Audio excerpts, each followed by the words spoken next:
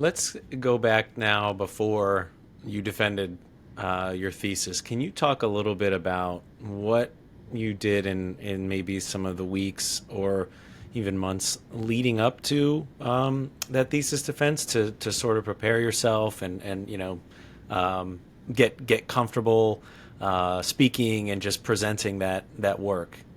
Yeah, so there were a couple of aspects to it. One, like you mentioned at the end there, the speaking part of it. You know, a lot of people talk about that their fear of public speaking is greater than their fear of death, which is just has always been just a crazy thing to comprehend. But I think it's completely true. When you see people kind of sweating when they come up for a seminar or whatever, you need to expose yourself like adjunct teaching or any of those experiences. You need to expose yourself to those things that are a little uncomfortable. So for me personally, there were a handful of things that I wanted to do to improve my public speaking leading into my thesis. One thing that I did was I enrolled in the science communication course that they have at U of R, the grad course. That was a great experience.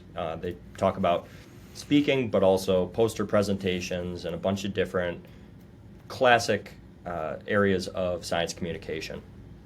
Another one was thinkers and drinkers. So I think they've actually reformed the group to be just thinkers. It was a Yes. little bit of a different time when I was at U of R only a couple of years ago, but that was another great group where they're focused on science communication, and that's in a different light where you're kind of engaging with the public. So I think one thing that COVID showed us is that scientists need to be able to communicate their science to anybody and everybody. This is publicly funded science, and if you want to maintain that funding from taxpayers that are providing the funding for your work, you have an obligation to appropriately and effectively communicate what you're doing to them and relaying the benefits of the work that you're doing.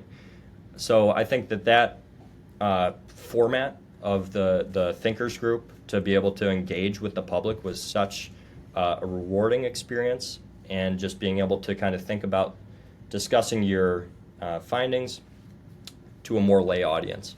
And then one final thing that I did was I joined Toastmasters. So Toastmasters, they're a public speaking group. I actually was a member of a chapter here in Buffalo before I came to U of R. Okay. And same kind of thing. It's just a place where you can get up and talk, and they'll provide you feedback on your filler words, on your so's, your ums, your ahs, all of that stuff.